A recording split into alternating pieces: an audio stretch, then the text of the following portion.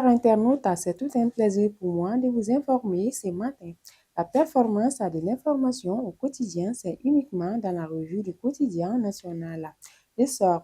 C'est aux environs de 10h38 que l'avion présidentiel du Niger s'est posé sur le tarmac de l'aéroport international président Modibo Keïta Sénou, avec à son bord le président Abdourahmane Tiani. Il a été accueilli au bas de la passerelle par son homologue malien, le général d'armée Assimi Goïta, dans la pure tradition malienne. Initialement annoncé pour la veille, le président du Faso, le capitaine Ibrahim Traoré, a foulé le sol malien ce mardi 23 décembre. Il a été accueilli par son homologue président de la Confédération des États du Sahel, le général d'armée Assimi Goïta, à l'aéroport international président Modibo Keïta Sénou.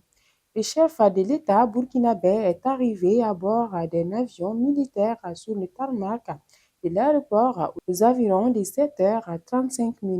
Le président de la transition, président de la Confédération des États du Sahel, le général d'armée Assimi Goïta, et ses homologues du Burkina Faso, le capitaine Ibrahim Traoré, et du Niger, le général d'armée Abdourahmane Tiani, ont procédé mardi 23 décembre à l'inauguration de la télévision AIS dans la zone aéroportuaire. Juste après l'inauguration, les trois chefs d'État de l'AIS ont participé à la toute première émission de la télévision. Animée par le coordinateur général de la chaîne, Salif Sanogo, cette émission a été marquée par l'hymne national de la Confédération et des deux éditoriaux, dont l'importance sur l'impact de la télévision AIS sur la jeunesse et l'autre sur l'importance de l'information et de la communication dans la reconquête de la souveraineté des pays de la Confédération.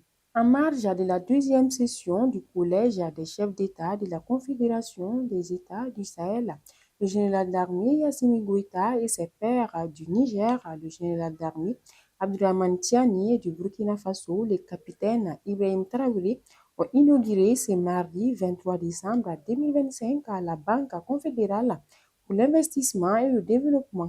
Avec un capital initial de 500 milliards de francs CFA, la BCID AIS aura pour mission de mobiliser des ressources financières à grande échelle en vue de soutenir le développement des infrastructures essentielles telles que l'énergie, le transport, l'agriculture et les technologies.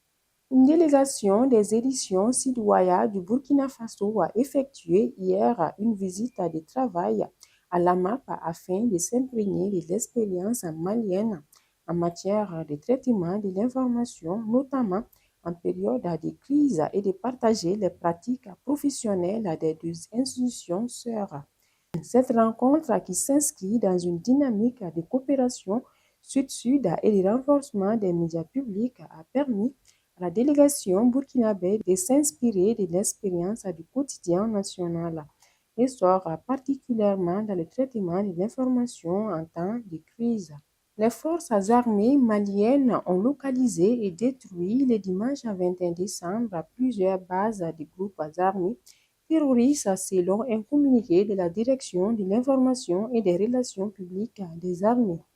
Les opérations ont visé la périphérie du sud de Tiéré et le sud de la forêt de Boukarila dans la région de Sikasso, ainsi qu'un repère terroriste situé à 16 km au nord-est de Fouita dans la région de Tombouctou. Nous allons terminer avec le sport. Jamais 203, dit l'adage.